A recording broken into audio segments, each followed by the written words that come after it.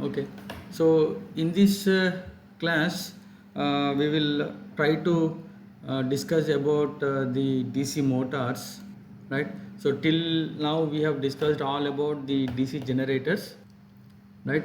So constructionally, DC motors are same as DC generators. So I can use same machine, DC machine. It can be operated as a generator or it can be operated as a motor. I have stator, right? Stator poles and armature winding, and these windings are same as we have discussed in the DC generators, right? And uh, and commutator, right? So constructionally there is no difference. Same, all parts are same as the generator. But what we in generator, what we have seen, we as the armature, coming to this diagram, as a generator, what we have when it is rotated, the armature is rotated through some prime mover. Okay, prime mover, EMF is induced across the terminals, right? So we are supplying a mechanical power and getting out a electrical power. Okay, but whereas in DC motor, we actually supply the armature with a DC supply, right? We actually feed the armature like this, and assume that again the poles are excited either separately or self, right? We'll come to these types within a short period.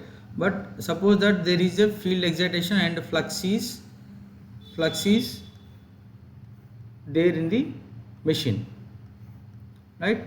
Now in addition to this, now I am not rotating the armature.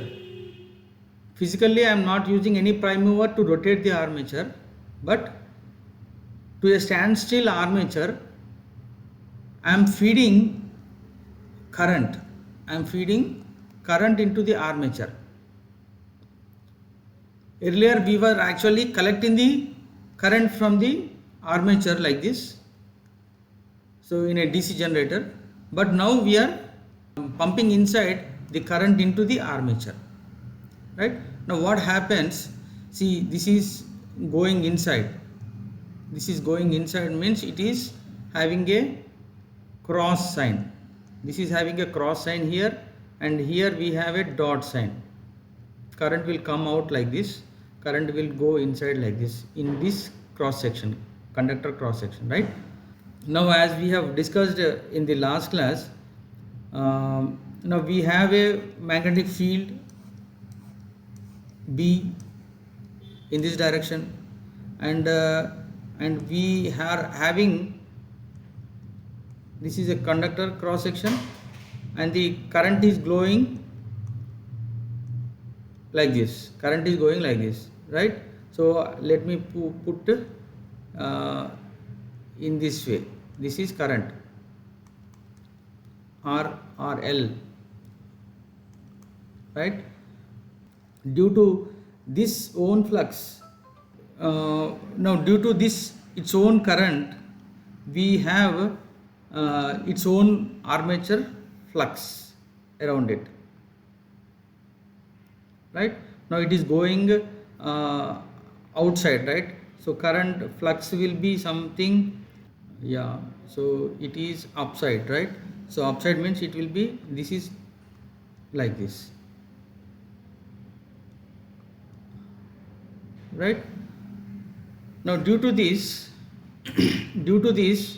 we have a net effect on the field orientation, and we have conductor like this, cross here, and then this flux, main flux, and the armature flux aids on the upper side and opposes on the lower side. So our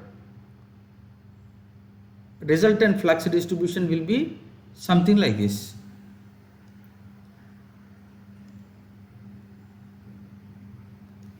Okay, so this will be the resultant flux distribution when both magnetic fields are present, right? So we know that due to this alteration of the flux lines, as flux lines always try to be aligned in a straight line, this exerts some force on the conductor. Okay, so now this force is actually given by I into L cross B. L cross B. So L and B are actually perpendicular. This is perpendicular on the same plane, XY plane. This is on XY plane. This I or L and this is B. They are perpendicular to each other, right? And when I take the cross product of these two, that is, let me show again once again here. This is I and this is B, and these are perpendicular to each other in the XY plane. Now when I take the cross product I cross B in this direction, that is screw is screwed in this direction. So the resultant force will be in this direction. This is force, right? And this is given by this equation. And because these are all perpendicular, in scalar terms I will have BLI in scalar terms.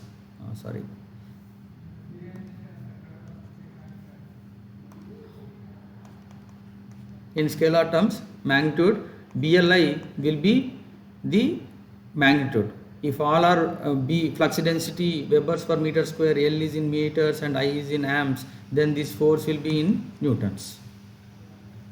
Okay, so this is the basic fundamental principle of a DC motor. So likewise, this conductor is having a cross sign and it is generating a force in the downward direction, and this conductor is having a dot sign. This will have a force exerted on this conductor under the south pole in the upward direction, right? So we have all the conductors periphery to the armature like this. We have so many conductors at the periphery of the armature, and each conductor will have its own couple of forces like this, right? Now the torque exerted is equals to the total force multiplied by the radius of this driving axis. This is the rotor, radius of the rotor. Okay, so now within a coil, the force is equals to 2 times BLI. Like in a generator, EMF induced in a coil is 2 times BLV. Here it is 2 times BLI, right? Now here what is happening? When we inject the current into the armature, due to the two fluxes, main flux and the armature flux, there is the resultant flux which will actually causing a force to exert on the conductors, and this will create the torque produced or induced in the armature, and slowly the rotor starts rotating in this direction. Slowly rotor starts in this direction, right? Anti-clockwise direction. Now I ask you one question, like in what is the role of a commutator in DC motor?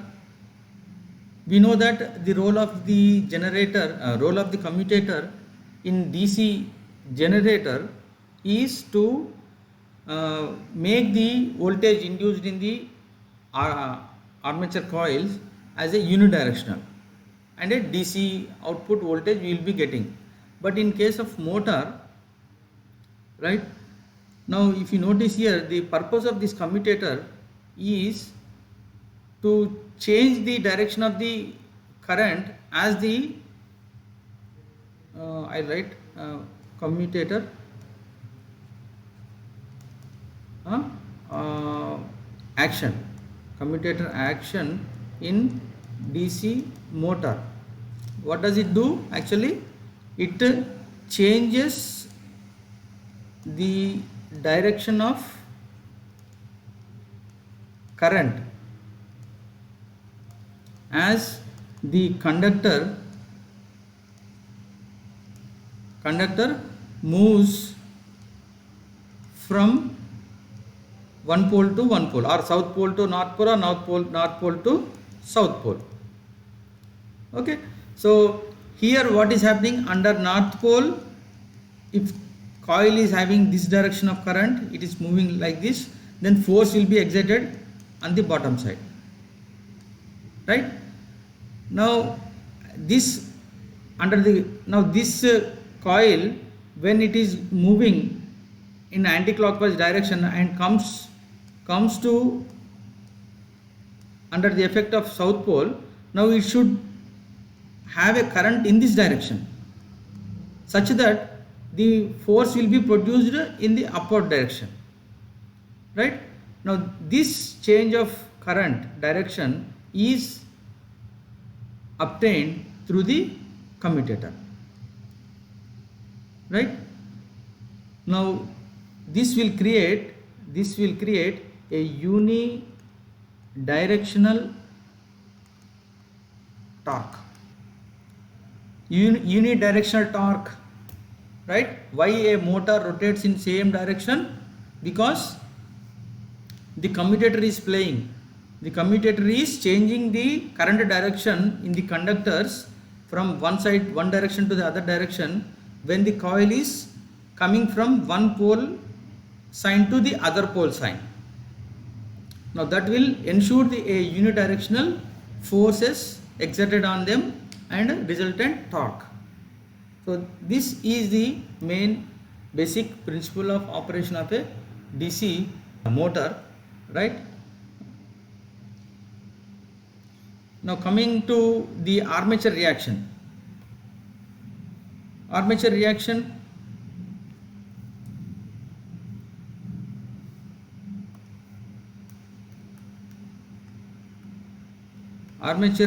in DC motors. So armature reaction still exists in DC motor as well, like DC generator, right? So what are the effects of the armature reaction? It shifts the magnetic axis.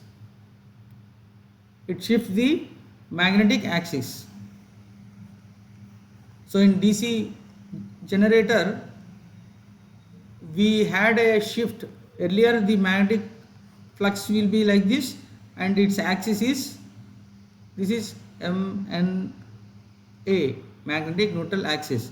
Before, without any armature current, MNA is perpendicular to these flux lines, but due to the armature currents, so its axis was shifted in this direction along the rotation, right? Shifted towards the rotation in generator. Now in case of motor, so that means that in generator the flux lines were like this. Flux lines were altering to like this, right? Now in generator motor, what we have, the MNA will be shifting backside, right? Now in this case the flux lines will be something like this. Okay, so what we can do, we can either go for a manual shift of brushes or 2 interpoles and 3 compensating windings.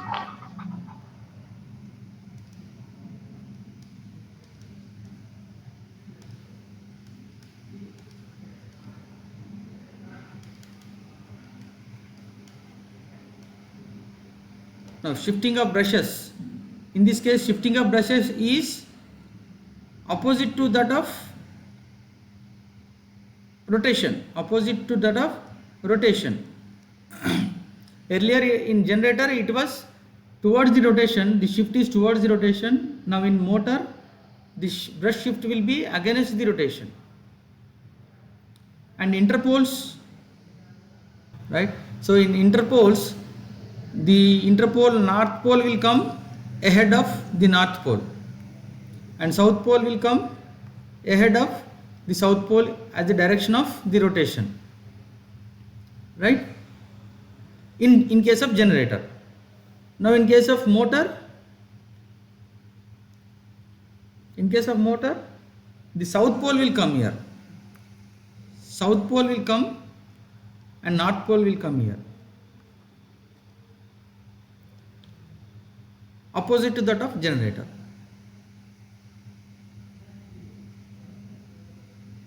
Okay. And compensating wind is as usual. It will be under the pole shoes. It will be under the pole shoes. But only thing is, we have to ensure that the currents flowing through these compensating windings will be opposite to that of the currents flowing in the armature conductor below this. Suppose I draw here. If the conductor is having direction like this in armature current, now the conductors in the compensating winding will have dot signs. That's it. We have to make sure that the compensating winding currents will be opposite to that of the armature current direction under the pole shoes. That's it. And these compensating windings are placed in series with the armature circuit, right? So this is all about the comparison about the DC generators and DC motors. So that is why I am running quickly here, because we have already discussed these concepts very detailed in the previous classes. So once you understand those concepts, now this is a repetition, right? So I will be discussing the main ideas or main logics which you have to keep in mind. Is the armature reaction exists, but it is opposite to that of the armature reaction taking place in the generator. That's it. And now there is one more comparison is that now in generator we are almost talking about the induced EMF, right? As a generator, armature induced EMF there, but at the end of the topic, generators topic, we have also again introduced the torque induced in it. Said that there will be also an induced torque in the generator, which is actually opposing to that of the actual rotation. If suppose armature is driven in the anti-clockwise direction like this through a prime mover, right? Now this prime mover power will actually induce the torque or develop a torque in the anti-clockwise direction, but the actual induced torque in the armature due to the currents flow in the armature will try to develop a torque in the opposite to that of the TM, right? So in the DC machines, either it may be a generator or it may be a motor, these two components, that is induced EMF and torque induced, both will be existing. Have you followed this one? I am repeating. In DC machines, either it may be a generator or it may be a motor, induced EMF and torque induced in the armature both exist, right? Now in generator, we will be talking more about the induced EMF, right? So induced EMF is equals to Vt plus IaRa. Induced EMF is equals to the sum of terminal voltage and the drop. We are going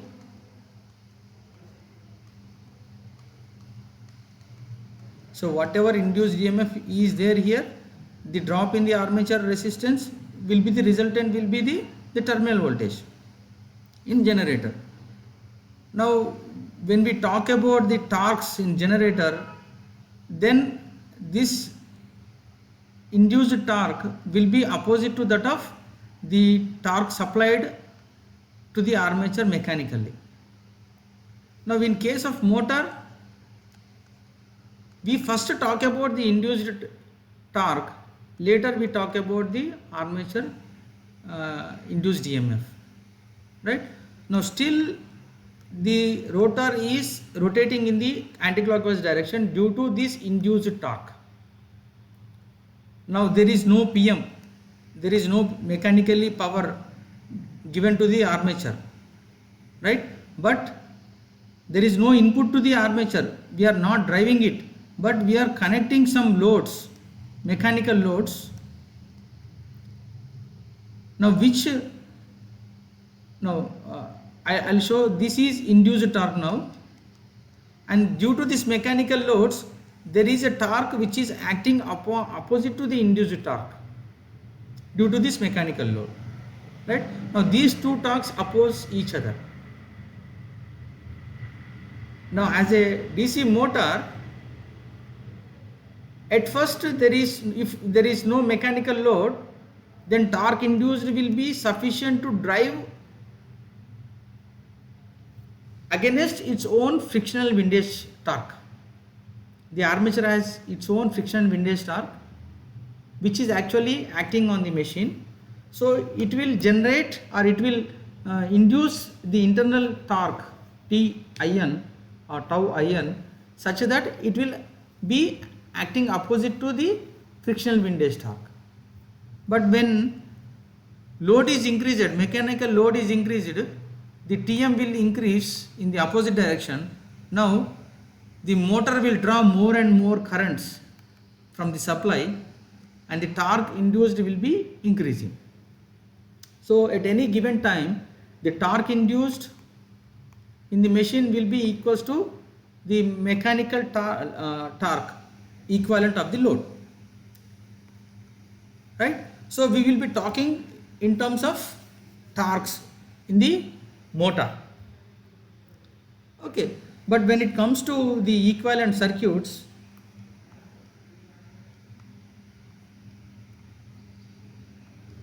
right, now we will be supplying the motor from this voltage source Vt. This is external source, we are feeding the armature, right? The current will flow in this direction. Armature current or load current will be flowing into the armature in the DC motor, whereas in generator it is coming out. So in motor the current is going into the armature, so that is why now whatever due to this current still the armature is rotating in the magnetic field, right? So there will be a internal induced EMF, again this is equals to K into phi into omega, the same equation, K into phi into omega, proportional to the flux and proportional to the speed. Now this induced EMF will be acting opposite to the terminal voltage, right?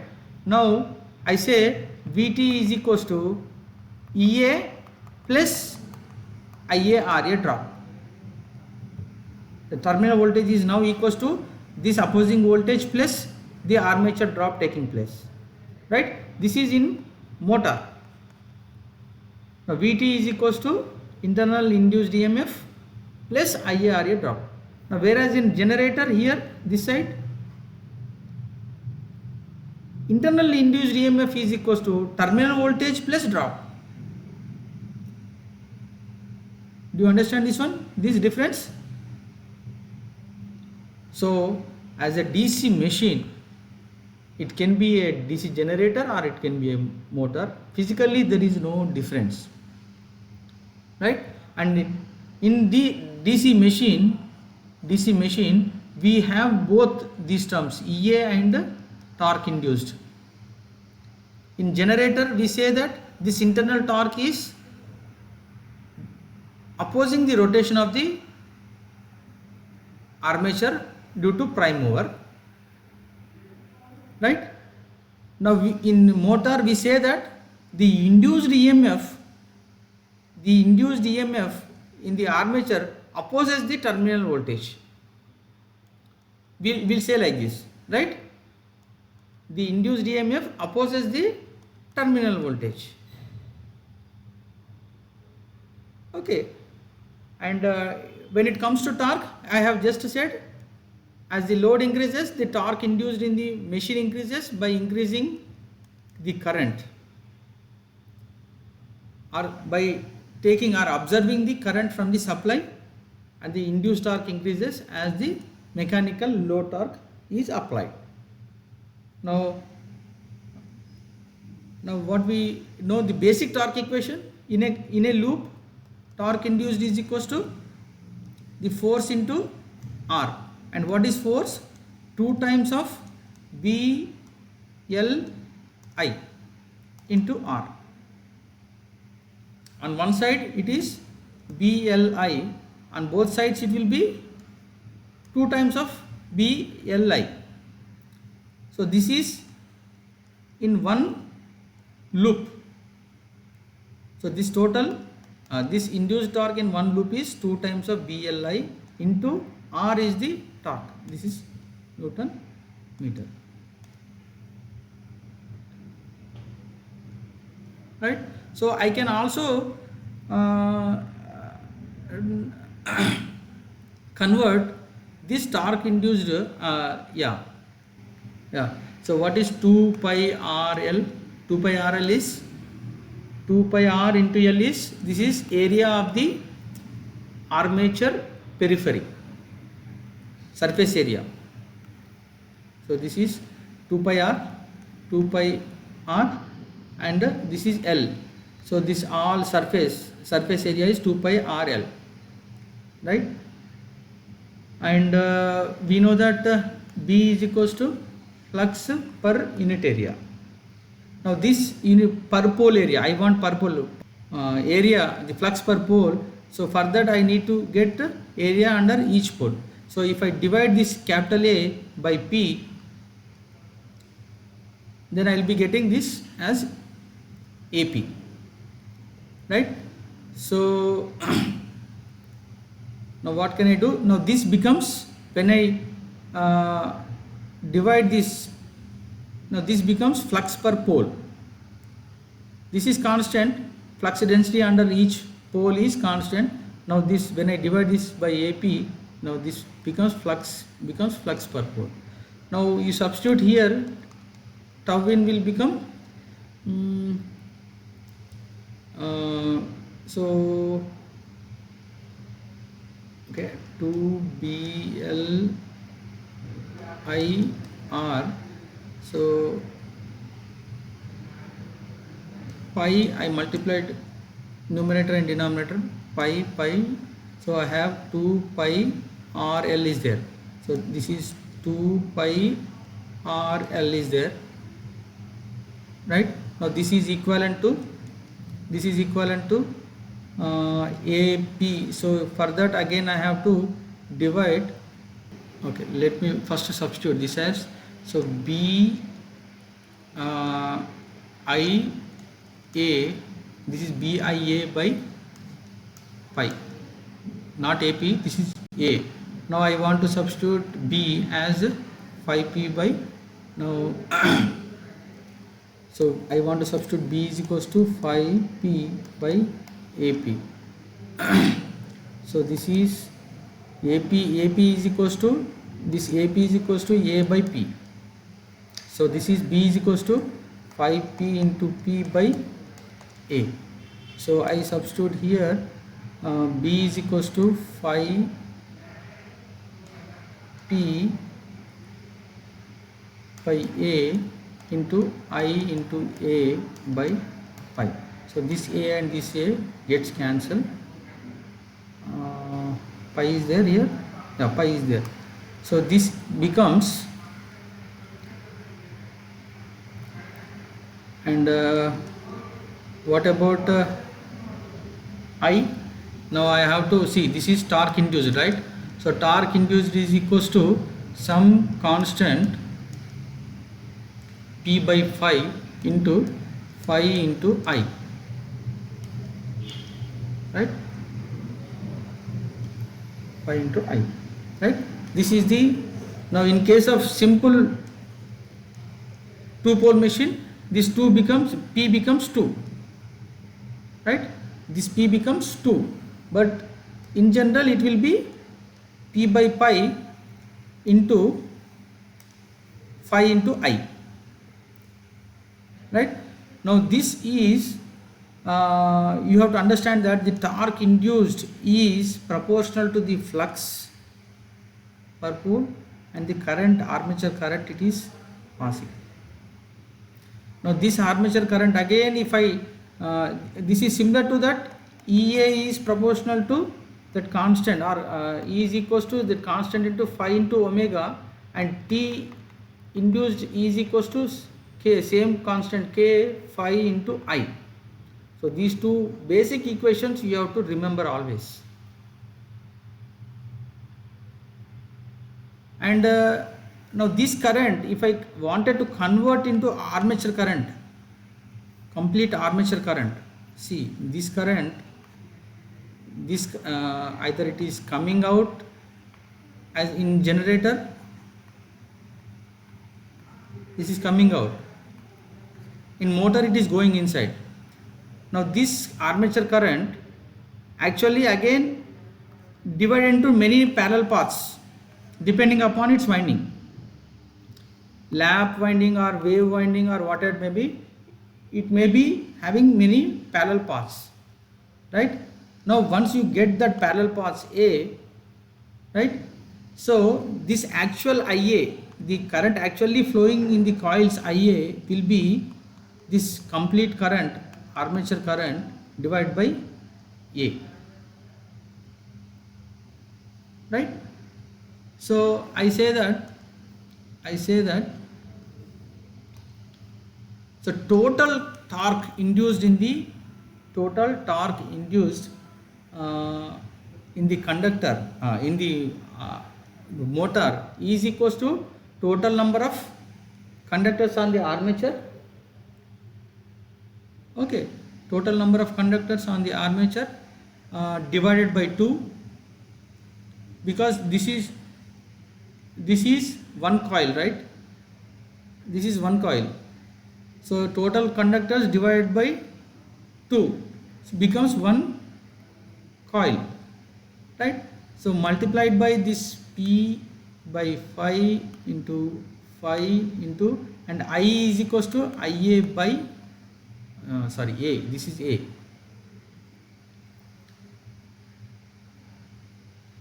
okay. Now this again comes to torque induced is equals to this Zp by 2 pi A is our basic constant K. Now in EMF equation we also got this Zp by 2 pi A into phi into omega. So our phi Z, this is ఇది omega బదులు n పెట్టుకుంటే n by 60 వస్తుంది, okay. So పై ZNP by 60A ఫార్ములాని నేను ఇలా రాశాను, ZP by 2 pi A into phi omega, this is basic agar equation, okay. Now similarly the torque equation is also